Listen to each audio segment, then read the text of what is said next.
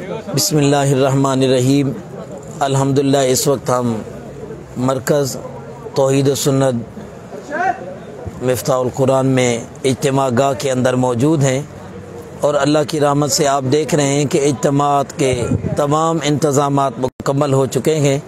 تمام آنے والے رفقا، جماعتی احباب جو قافلوں کی شکل صورت میں آ رہے ہیں، ان سے گزارش ہے کہ اپنی جماعت کی نظم و ضبط کو قائم رکھتے ہوئے جماعتی پرچم اور اپنے حلقہ کا آگے بینر اور پوسٹر لگاتے ہوئے کسی قسم کی نعرہ بازی نہ کرتے ہوئے جلد سے جلد اجتماع گاہ کے اندر تشریف لائیں، اور جو ہماری انتظامیہ ہے، ہماری استقبالیہ ہے، وہ لوگ بھی یہاں تشریف فرما ہیں، آپ کی رہنمائی کرنے کے لیے، آپ کو گائیڈ کرنے کے لیے موجود کھڑے ہوں گے۔